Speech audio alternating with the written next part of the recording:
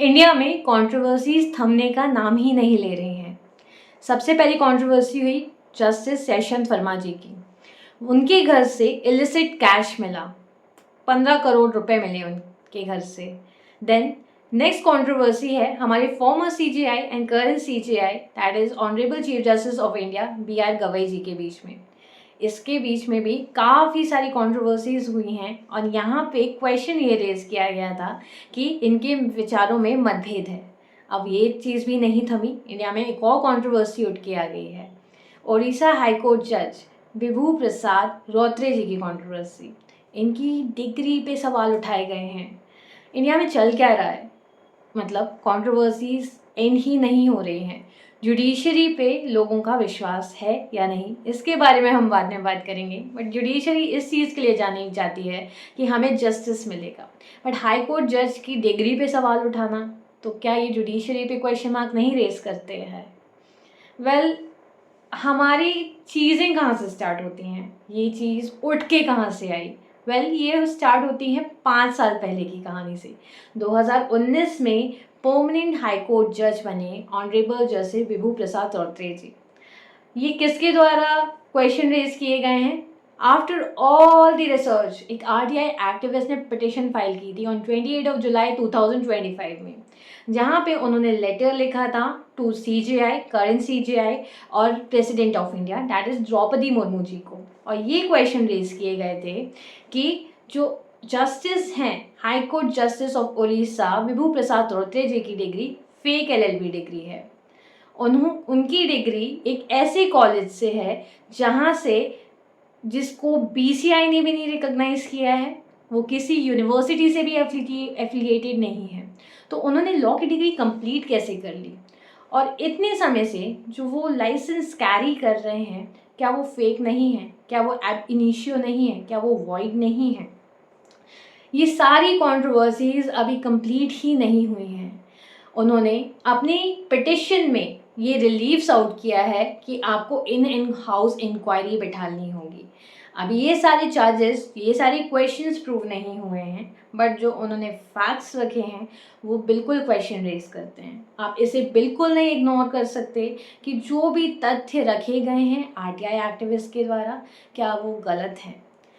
सबसे पहले अगर हम इनकी पूरी हिस्ट्री देखें तो इन्होंने अपनी लॉ डिग्री कहाँ से कंप्लीट करी है, कौन से कॉलेज से करी है कंप्लीट? तो उन्होंने क्लियरली बोला saint Mary college, law college Cuttack, जो कि गवर्नमेंट रिकॉर्ड्स में ही नहीं है। जो कॉलेज गवर्नमेंट के ऑफिशियल रिकॉर्ड में नहीं है, वहाँ से आप लॉ की डिग्री कैसे कंप्लीट कर सकते हो? सेकेंड जो इम्पॉर्टेंट चीज़ उन्होंने अपने पिटिशन में मेंशन करी है कि ये कॉलेज BCI से अप्रूव्ड ही नहीं है, BCI की लिस्ट में नहीं है, कॉलेज किसी भी यूनिवर्सिटी से एफिलिएटेड ही नहीं है। अब एज पर एडवोकेट्स एक्ट 1961 के अकॉर्डिंग किसी भी लॉ कॉलेज को BCI से अप्रूव होना चाहिए।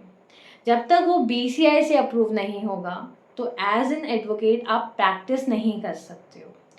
1994 में ये BCI में इनरोल हुए थे एज एन एडवोकेट। 2008 में ये ADJ बने थे। 2019 में ये परमानेंट हाई कोर्ट जज बने थे ऑफ उड़ीसा। एंड इतनी फ्रीली विदाउट एफिलिएशन किसी भी BCI से इनका अप्रूवल नहीं था, जिस कॉलेज से इन्होंने अपनी लॉ की डिग्री कंप्लीट की थी।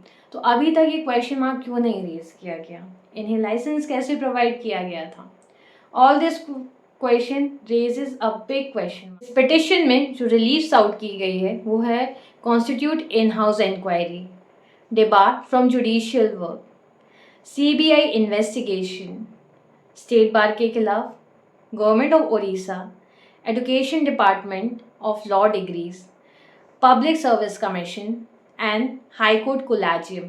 सो ये सारी जो रिलीफ हैं वो साउट की गई हैं इन दिस पिटिशन। मल्टीपल चीज़ें हैं जो यहाँ पे सवाल उठा रही हैं। जुडिशरी पे भी एक क्वेश्चन मार्क है, but what is happening in India, मतलब fake LLB degree, that is a big question mark. And क्या इसके रिगार्डिंग अब इंक्वायरी बैठेगी, नहीं बैठेगी, ये आपको फ्यूचर में पता चलेगा। क्या इनके चार्जेस सही हैं या नहीं हैं, ये फ्यूचर में पता चलेगा।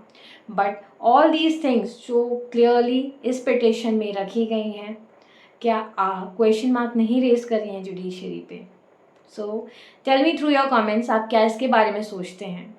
अगर आप कुछ भी सोचते हैं या फिर आपके मन में कोई भी बात है, आप मुझे कमेंट्स के थ्रू बताइए। अगर आपको मेरा वीडियो अच्छा लगे, ज़्यादा से ज़्यादा शेयर कीजिए अपने friends, family and everyone out there. इसे स्किप मत कीजिएगा, क्योंकि ये हमारे लिए बहुत इम्पॉर्टेंट है। अगर हम इस चीज़ के लिए सजग नहीं रहेंगे तो ये सारी गलतियाँ और लैप्सेस होती रहेंगी इन आवर कंट्री। एंड अगर ये चीज़ें सही हैं, जो चार्जेस फ्रेम हुए हैं, जो क्वेश्चंस उठाए गए हैं, तो रेज योर वॉइस, आप इसे अवॉइड मत कीजिए। Stay tune with me with my channel on YouTube. Bye everyone.